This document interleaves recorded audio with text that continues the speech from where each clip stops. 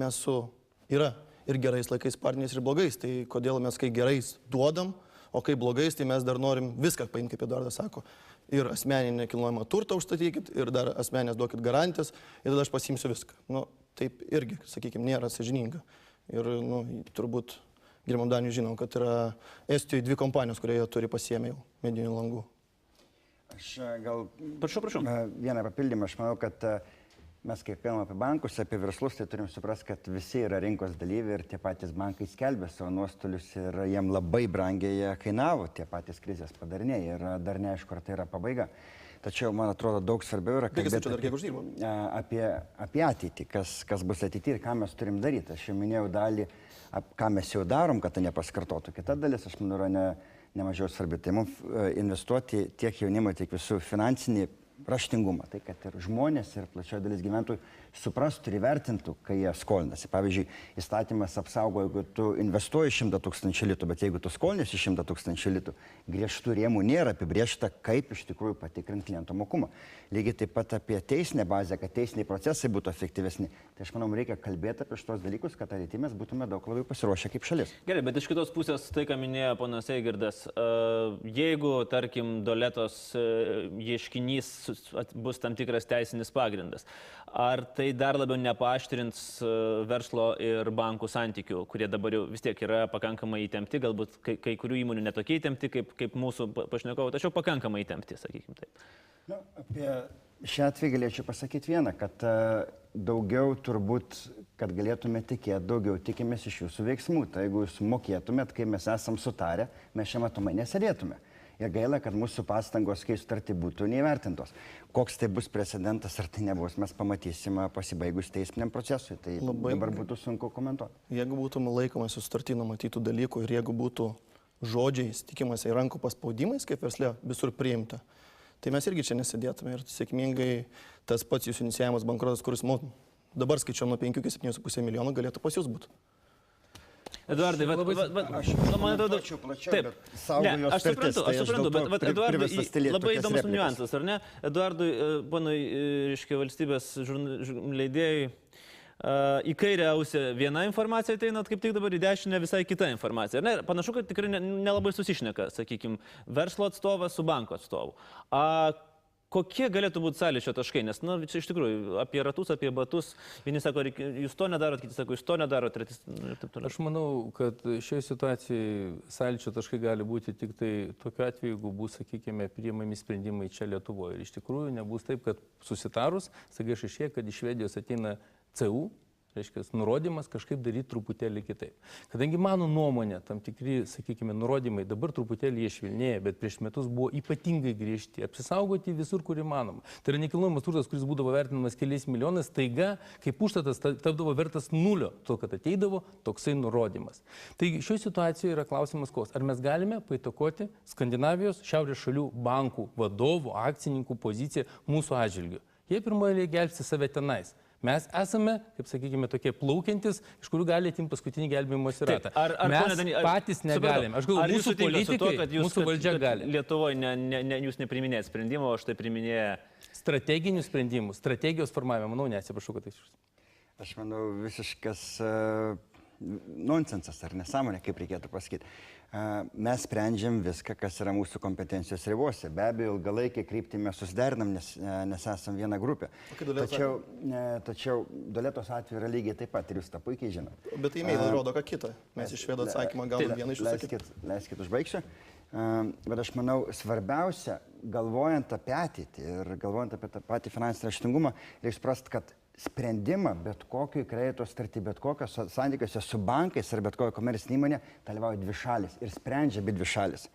Tai prieš pasirašant, prieš sprendžiant reikėtų labai gerai suprasti, ką kiekvienas darom ir aš manau, banko nemažesnė rolė ir lygiai taip pat yra padėti suprasti, ypač jeigu tai yra mažiau raštingas vartotojas. Bet jeigu dvi šalis nesusikalbės, tai vienintelis, kas išeis laimėtų iš tokios situacijos, tai teisininkų kontoros, kuriams ir jūs mokėsit ir verslas mokės.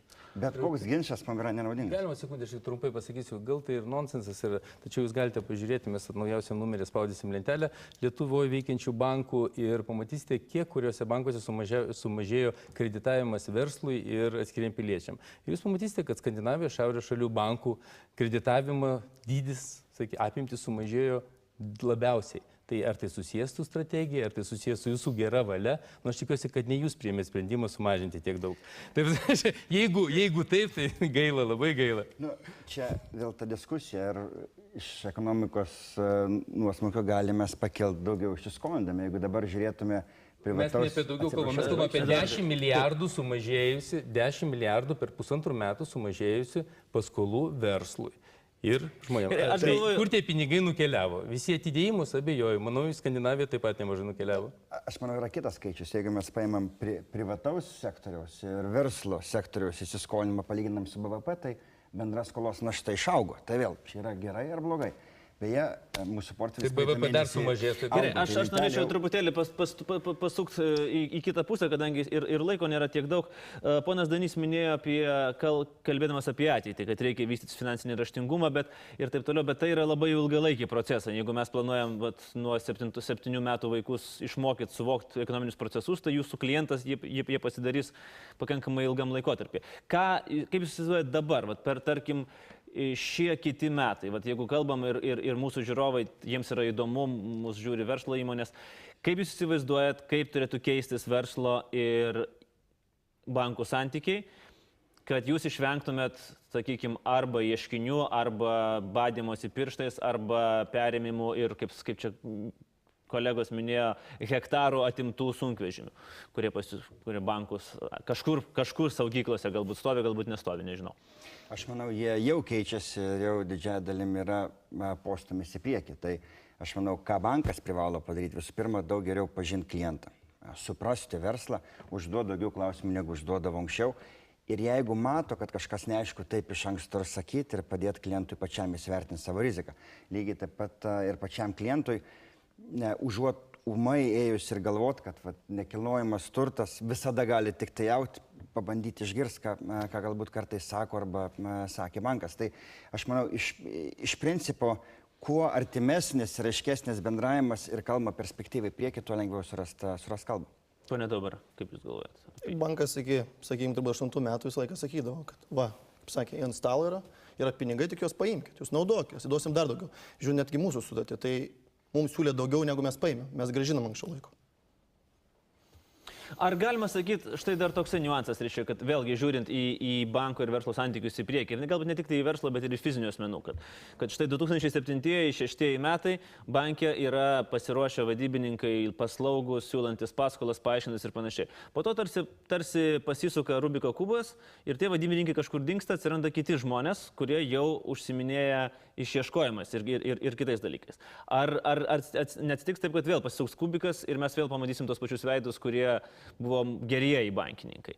Ar jūs sakot, kad tai yra, nes tokius pastebėjimus daug kas turi? Jūs be abejonės labai tikslų pastebėjimą pasakėt. Sentimentas labai greit keičiasi ir vis dažniau mes girdim, kad bankai turėtų skolinti, kad išjudinti ekonomiką. Ir čia yra sunku, kokiom sąlygom, kaip įvertinti pačią riziką. Ir aš manau, čia yra sudėtingiausia dalis.